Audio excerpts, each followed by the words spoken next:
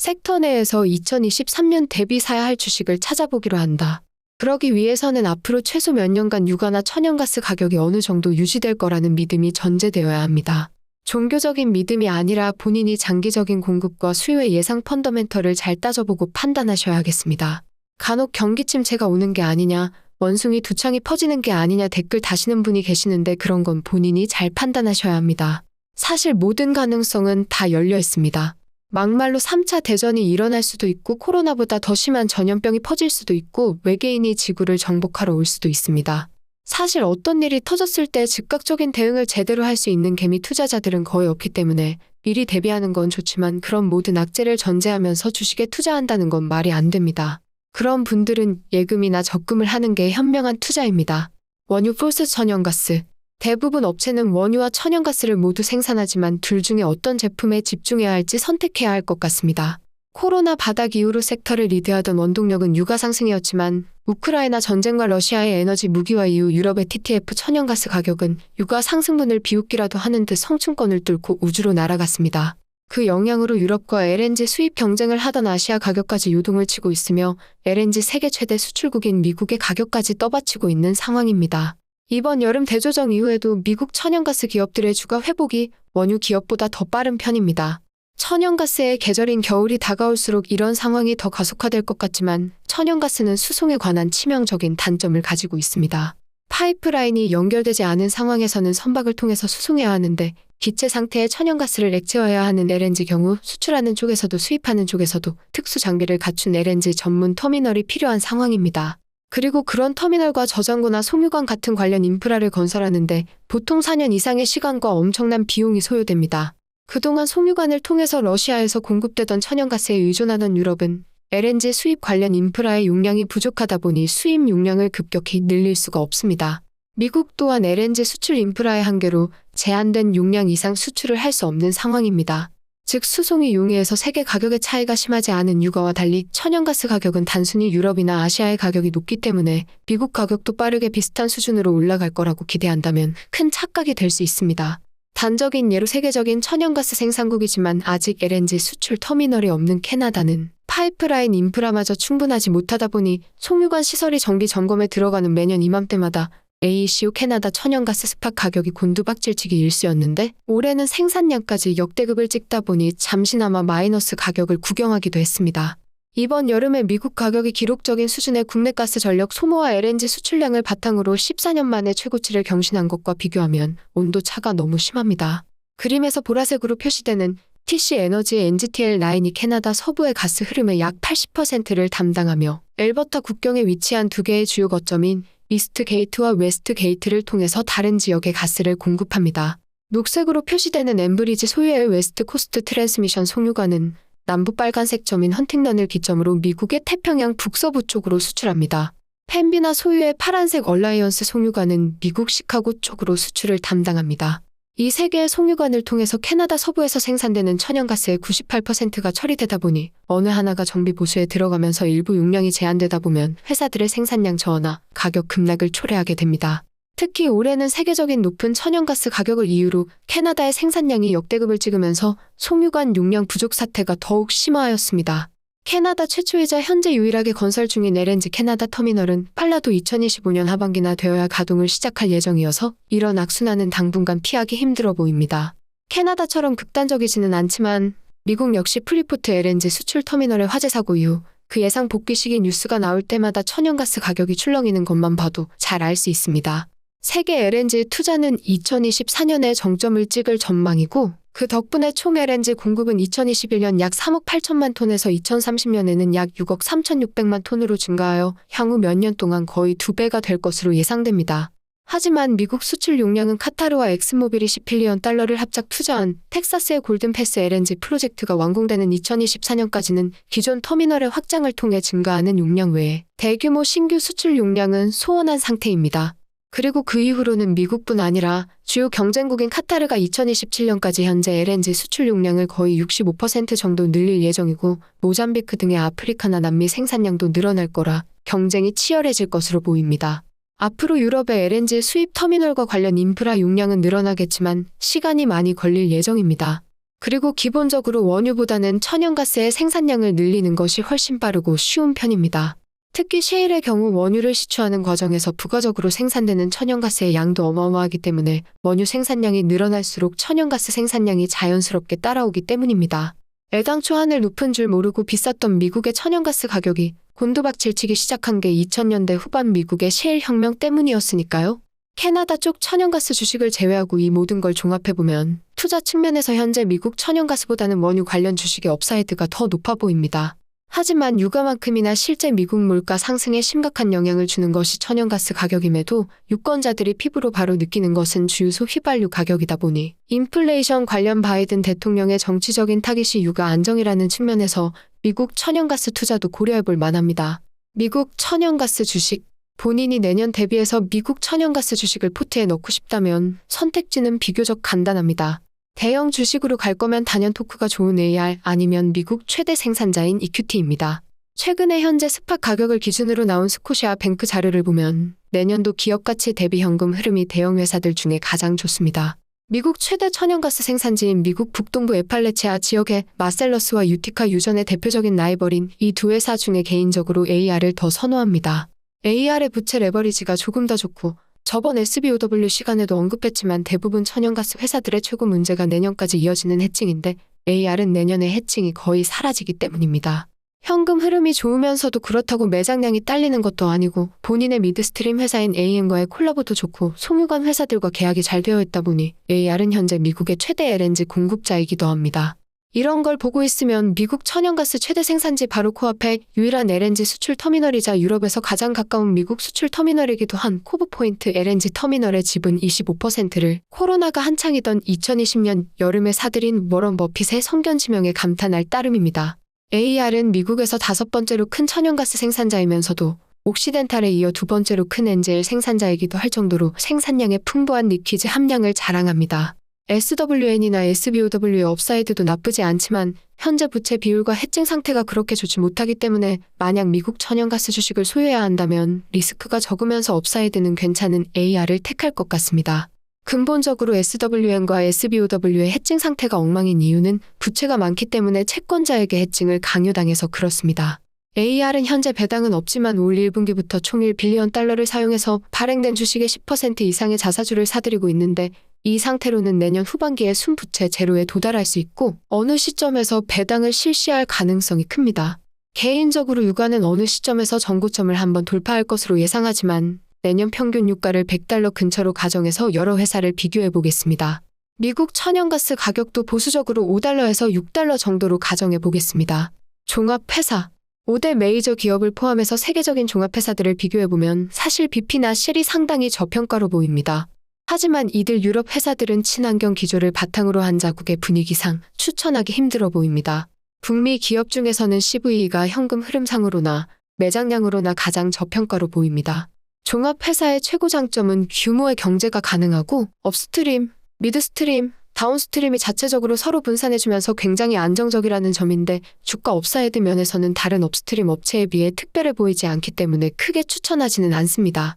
하지만 사람마다 투자 원칙이 다르기 때문에 포트폴리오에 수비수로 꼭 하나 넣고 싶다면 CVE가 제일 나아 보입니다. 대형 업스트림 주식 시총 10달러비 이상의 대형 주식 중에는 OVV, MRO, APA 순으로 저평가라고 생각합니다. 현재 주가 기준으로 주주환원의 진심인 DVN이나 최근에 워런 버핏 버프로 많이 오른 옥시가 특별히 이 세 회사에 비해 나아 보인다고 생각하지 않습니다. 그리고 이 중에 올해 해증으로 망한 OVV의 내년 업사이드가 가장 좋아 보입니다. OVV는 내년의 시총 대비 현금 흐름 면에서 MRO나 APA보다 월등히 앞서 보이고 앞으로 S&P 400이나 500 지수에 편입되게 된다면 폭발적인 주가 상승도 기대해 볼 수 있습니다. 특히 내년 대비해서 포트폴리오에 대형 주식을 넣고 싶다면 OVV는 필수로 보입니다. 중형 업스트림 주식 시총 5빌리언 달러 근처의 중형 주식 중에서 기업 가치 대비 현금 흐름이 돋보이는 미국 회사는 MUR, PDC, CIVI, SM, CHRD 등이 있습니다. 이 중에 가진 자산과 여러 가지 지표를 고려하면 장단점이 있기 때문에 누가 더 나은지 고르기가 사실 힘듭니다. 개인적으로 이 중에 하나만 빼라면 낡은 백켄 유전을 가지고 있고 매장량도 특색이 없는 CHRD를 선택할 것 같습니다. 에뮤알은 멕시코만 해양 시추부터 텍사스 이글퍼드를 거쳐 캐나다 몬트니에 이르기까지 다양한 유전을 보유했고 CIVI는 비교적 비인기 지역인 콜로라도 단일 생산자지만 콜로라도주에서 가장 큰 석유 기업입니다. 참고로 콜로라도는 미국에서 5번째로 원유 생산량이 많고 7번째로 천연가스 생산량이 많은 주입니다. 가끔은 CIVI가 결국 옥시나 PDC의 콜로라도 자산을 인수하는 것도 나쁘지 않겠다는 생각이 듭니다. PDC는 콜로라도 자산 외에 텍사스 퍼미안에 자산이 있고 SM은 퍼미안 단일 유전 생산자입니다. 이 4개 주식은 그냥 취향 차이라고 생각됩니다. 그런데 여기서 잘 생각해봐야 할 점이 있습니다. 대형 회사 대신 중형 회사를 선택한다는 건 비교적 리스크는 있지만 업사이드가 무조건 크다고 믿기 때문입니다. 하지만 이들 4개 회사와 OVV를 비교해봤을 때 장기적으로 이 회사들이 OVV보다 월등히 업사이드가 높다고 생각하지는 않습니다. 다시 말해 약간의 업사이드 가능성 때문에 굳이 OVV를 두고 이들 주식을 고를 이유는 없어 보입니다. 미국에도 상장된 캐나다 주식으로 확장해보면 이 범주에 드는 주식은 CPG와 VET입니다. 최근 기사에서는 이 두 회사는 OBE 등과 함께 2분기 동안 기관들이 새롭게 위치를 잡은 주식 중에 가장 인기가 있었다고 합니다. 그럼 이 둘이 확실히 OVV보다 업사이드가 높냐고 검토해보면 VET는 확실히 더 높아 보이고 CPG도 유가가 높게 유지된다고 가정하면 더 높아 보입니다. 아무래도 OVV의 천연가스 생산량이 원유를 능가했고 NGL을 합친 리퀴즈로 봐도 천연가스 생산량과 비슷할 정도로 천연가스 생산량이 많지만 CPG는 생산량의 71%가 원유이고 83%가 리퀴즈로 천연가스는 17% 정도밖에 생산하지 않습니다. 특히 원유 생산량의 대부분이 미디움 오일이기 때문에 유가가 높을수록 마진이 올라갑니다. 고로 유가가 높을수록 CPG의 현금 흐름이 좋아지기 때문에 $100 이상의 유가 환경에서는 기업 가치 대비 CPG의 현금 흐름이 OVV보다 월등히 좋아 보입니다. VET 역시 OVV처럼 천연가스 생산이 더 많은 회사이다 보니 CPG와 VET 관계도 OVV와 비슷합니다. 유가가 올라갈수록 CPG의 현금 흐름뿐만 아니라 매장량의 가치인 NAV가 높아집니다. 참고로 배럴당 WTI 유가 $69 기준으로 CPG의 P1 매장량과 P2 매장량의 NAV는 주당 11.18 캐나다 달러와 16.56 캐나다 달러입니다. 그리고 같은 유가와 현재 생산량 기준 P2 매장량은 약 15년 정도 수명을 가지고 있습니다. 표에서 보시는 것처럼 유가 $65와 $95일 때 내년 북미 주요 주식의 DAFCF 수익률을 비교해봐도 CPG의 수치는 우수하지만 VET와는 상당한 차이를 보여줍니다. VET보다 높은 수치를 보여주는 캐나다 기업 AOI는 회사 이름이 아프리카 오일일 정도로 대부분 유전이 아프리카 전역에 퍼져 있어서 정치적인 리스크가 크고 매장량이 특별하지 않기 때문에 VET랑 단순 비교는 어렵습니다. 참고로 아프리카 오일 주식은 저도 조금 들고 있는데 최근에 프랑스 회사 토탈과 함께 아프리카 나미비아 앞바다에서 대량의 라이트 오일 유전지대를 발견했지만 초기 개발 비용이 상당히 들어갈 예정입니다. OVV와 VET를 비교해보면 둘 다 천연가스 생산량이 원유보다 많다는 면에서 비슷합니다. 하지만 OVV의 대표적인 천연가스 생산지는 캐나다 몬튼이지만 VET는 OVV와 같은 미국이나 캐나다 천연가스 가격뿐 아니라 이보다 훨씬 높은 영국의 MVP 가격이나 네덜란드의 TTF 천연가스 가격에 노출되어 있습니다. 그리고 유럽의 천연가스 생산량이 매출에 얼마나 큰 영향을 주는지 보고 있으면 OVV보다 확실히 유리해 보입니다. VET를 사는데 가장 큰 문제는 아직 CPG가 전고점 기준 마이너스 25%로 헤매고 있고 대부분 주식이 여름 조정 이후 여전히 6월 전고점에서 20%에서 30% 떨어져 있는 시점에서 VET 혼자 고고하게 전고점을 뚫고도 거의 20%가량 올랐기 때문입니다. 석유 섹터에서 RSI처럼 부질없는 보조 지표가 없다고 하지만 유독 혼자 올랐기 때문에 VET 주주들 중 일부는 VET를 팔아서 아직 전고점에서 많이 내려가 있는 주식으로 갈아타고 싶다는 유혹을 느끼실 겁니다. 하지만 8월 17일 스팟 가격과 주가를 기준으로 내년도 EV DACF 배수를 예상한 자료를 봐도 VET가 내년 현금 흐름 부분에서 대부분의 캐나다 주식들을 압도합니다. 물론 8월 17일 가격은 유가가 2분기보다 낮고 천연가스 가격이 높기 때문에 VET에 유리한 기준이지만 정치적인 리스크가 큰 AOI나 PXT 외에는 비슷한 현금 흐름을 보여주는 회사가 보이지 않습니다. 유가가 좀 더 올라갈 거라고 가정하면 대안으로 고려해볼 만한 CPG의 매장량의 가치나 원유 함량 등이 좀 더 매력적이나 내년도 VET의 주주환원 규모가 결코 CPG에 비해 부족해 보이지 않아서 둘 중에 꼭 하나만 골라야 한다면 VET를 택할 것 같습니다. 유럽 천연가스 가격이 빠른 시일 안에 제자리로 돌아갈 가능성이 적어 보이고 과거의 약점으로 지적받았던 매장량의 가치도 크게 나빠 보이지 않습니다. 소형 업스트림 주식 시총 $5빌리언 미만의 소형 주식들은 춘추 전국 시대입니다. 본인의 가치 평가 기준에 따라 다양한 회사들이 포진해 있고 장단점이 명확해서 콕 집어서 더 저평가로 보이는 주식을 찾기가 힘들어 보입니다. 개인적으로는 OBE와 CPE를 고를 것 같습니다. CPE는 미국을 대표하는 유전지대인 텍사스의 퍼미안과 이글퍼드가 주력인데 퍼미안의 소형 회사 중에는 확실히 저평가로 보입니다. 올해는 부채 레버리지가 높고 해칭이 엉망이라 고전하고 있지만 내년에 해칭 상황이 개선되고 부채 레버리지가 낮아지면서 주주환원 시기가 다가온다면 매우 큰 주가 상승이 기대됩니다. CPE와 자주 비교되는 주식이 LPI인데 현재는 부채 레버리지가 더 낮고 자사주 매입이나 자산 판매 등 하면서 당장 더 나은 토크를 보여주지만 개인적으로 단순 저평가 지표로만 판단하면 CPE의 업사이드가 더 커 보입니다. 최근 단기 저점에서 CPE에 관해 물어보는 댓글에 무조건 SM이 더 나아 보인다고 했었는데 그 후 SM은 굉장히 많이 올랐습니다만 CPE는 여전히 제자리에 있는 것 같습니다. OBE는 CPG와 VET처럼 미국에도 상장된 캐나다 주식인데 북미에서 가장 경제성이 좋다는 클리어 워터 지대의 헤비 오일을 본격적으로 개발 중이고 칼륨 유전에서 생산되는 나이트 오일과 천연가스 조합도 나쁘지 않아서 기대가 되는 기업입니다. 제품 가격이 상승하는 와중에도 아무것도 안 하고 손 놓고 있는 경영진이 많은 편인데 OBE는 굉장히 공격적으로 회사를 운영하는 것 같아서 마음에 듭니다. 시총이 1빌리언 달러도 안 되는 소형 회사다 보니 주가 변동이 극심하지만 유가 급락만 없다면 아마 앞으로 1년 동안 가장 익사이팅한 주식이 될 것 같습니다. 이번 단기 바닥에서 섹터 내에서 딱 하나의 주식을 산다면 OBE를 고를 거라고 했는데 그 후로 많이 올랐기 때문에 그때 정도 매력적인 가격은 아니지만 내년 시장 전망을 좋게 본다면 필수적으로 들고 가야 할 주식이라고 생각됩니다. 제가 2023년을 바라보고 5개의 주식으로 굉장히 공격적인 포트를 꾸린다면 VET와 OBE는 필수로 넣을 것 같고 주력으로 사용할 것 같습니다. 위험성은 크지만 보상이 큰 주식으로 미국 쪽에 CP, 캐나다 쪽에는 YGR을 넣을 것 같습니다. 캐나다 천연가스 상황을 고려해도 YGR의 현재 주가는 굉장히 저평가로 보입니다. 그 외에 미국에도 상장되어 있으면서 콜롬비아에서 시추 중인 캐나다 회사 GTE가 객관적인 지표상 굉장히 저평가로 보이지만 콜롬비아의 정치 리스크가 예상보다 심각할 수 있기 때문에 비추합니다.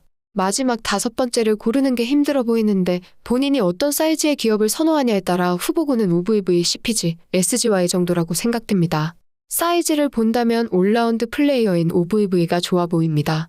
또 필요 이상으로 주가가 많이 까인 CPG가 굉장히 매력적인 가격으로 보입니다. 현재 자사주 매입을 하는 상황이기 때문에 장기적으로 보면 현재 낮은 주가가 크게 나쁘지 않다고 생각됩니다. 이해하기 힘들 정도로 주가가 낮게 형성되는 종목이 있다면 어떤 타이밍에서 로테이션 후보로 선택할 수 있기 때문에 분산 투자 중이라면 꼭 부정적으로 볼 이유는 없어 보입니다. 이 셋 중에 가벼운 소형 회사를 선호하는 성향상 개인적으로는 CPG의 미니미처럼 보이는 SGY를 선택할 것 같습니다. CPG와 마찬가지로 알바타뿐 아니라 서스케처원의 유전을 보유했으며 미디움 오일을 주력으로 생산하면서 생산량의 리퀴지 함량이 85%로 높은 것까지 거의 판박이입니다. 심지어 과거에 유명한 배당주였던 것과 올해 해칭이 비슷하게 망한 것, 또 가장 중요한 매장량의 NAV 가치 또한 굉장히 비슷합니다. 마지막으로 두 회사 모두 대규모 주주환원의 기본 뼈대를 발표했다는 것도 비슷합니다. 현재 CPG가 모든 면에서 더 안정적인 상황이지만 업사이드는 가벼운 SGY가 약간 더 높아 보입니다. 특히 월 배당을 준다는 게 마음에 듭니다. 오늘 시간에는 내년 말을 목표로 장기적인 관점에서 살펴보았지만 단기적으로는 미국 중간선거와 금리 인상, 그리고 수요가 줄어들고 정유소 정비 기간이 있는 가을로 접어든다는 여러 가지 악재가 있기 때문에 현금 관리나 분할 매수와 분할 매도를 하면서 내년 대비 본인만의 포트를 계획해보는 것도 좋을 것 같습니다. 저 역시 아직 계획대로 포트 분배를 하지 못한 상황이고 여러 가지 좋은 기회를 엿보고 있습니다. 오케이, 거기까지.